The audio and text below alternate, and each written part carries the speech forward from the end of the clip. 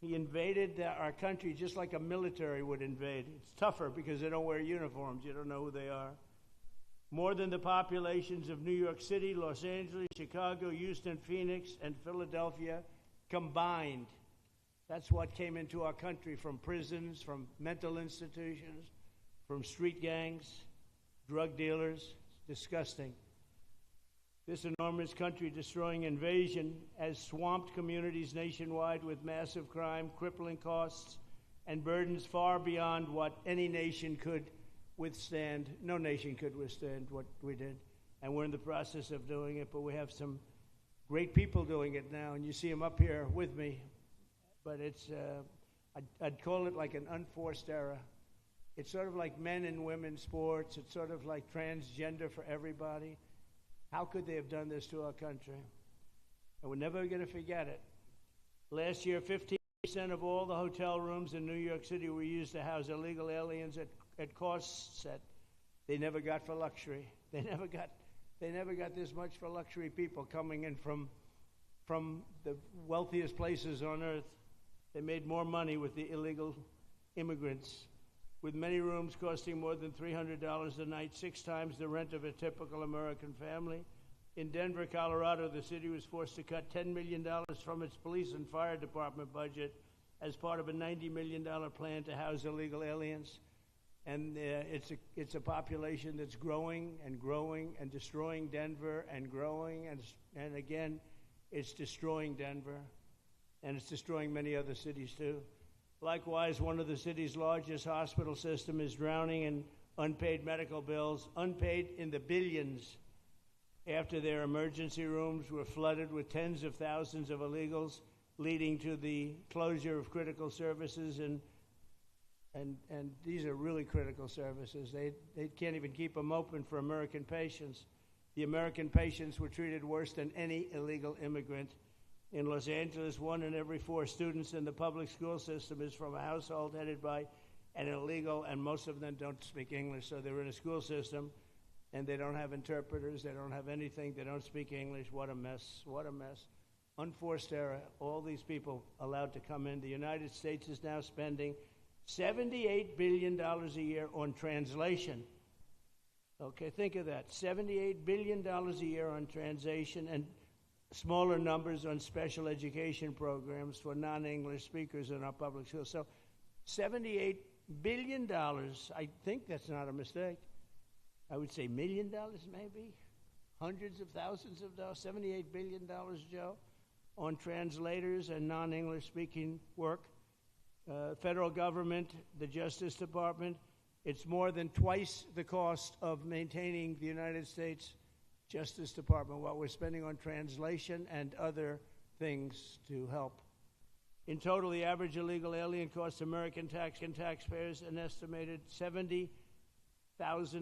That's each, $70,000. I think that number is even low. If you care about balancing the budget, the single most impactful step we can take is to fully reverse the Biden migration invasion. One of the worst invasions we've ever had. We've never had an invasion like this. We've had invasions, but we've taken care of them. We've never had an invasion like this, and it's with us. And we have some very bad people out there looking to do big harm.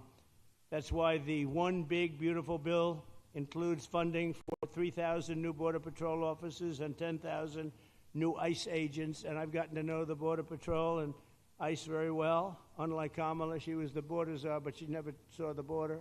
She never made one phone call. She was some border fighter, you're not angry. The heroes of ICE will also help round up and remove members of the savagery we have to do from the Supreme Court of the United States.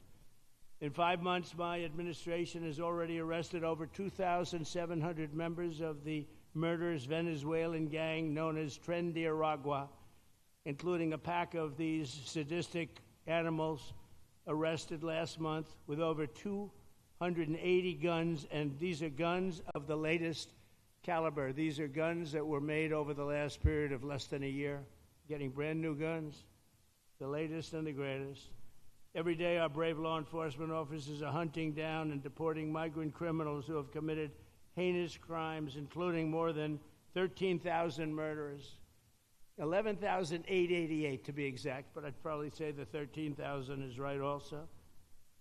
Think of it, 11,888, and more than half of them, they committed more than one murder. So, Ron, many of them are out of here already, but it's still it's a hell of a number to be confronted with. Just this year, ICE agents in Miami have apprehended illegals with arrests for murder, kidnapping, rape, child sexual abuse, and arson, people of the worst order. We're getting these monsters out of the United States, out of Florida, all the places that they're in. And on January 20th, I signed an executive order empowering governors and state police to be deputized to enforce federal immigration laws. And Ron's already taken advantage of it. It's a tremendous advantage for the states. Most of them are doing it. Actually, the blue states tend not to do it. Even a couple of them have, though. And I want to express my tremendous thanks to the state of Florida for embracing this opportunity and being a true partner. They've worked so well with the federal government. It's been just a beautiful, beautiful partnership. So we'll always come back. Appreciate it. Very much appreciate it. And also, Secretary Noem, I'd like to have you say a few words. You have been unbelievable, the job you've done. You and our favorite person, Tom Homan, have done, and your whole staff, because it's a lot of people, and Tom acknowledges it all the time. He respects you so much. He respects the staff that you both built. And you're really doing one of the great jobs. And it was great that you could work with Ron in Florida so well. Built such a great facility. So please say a few words. Thank you very much. Of the American people first. And the way that you never lose focus on making sure that America stays our priority and that the families that live here get the chance to grow up and to raise their children in communities that are safe and that give them an citizens that live here.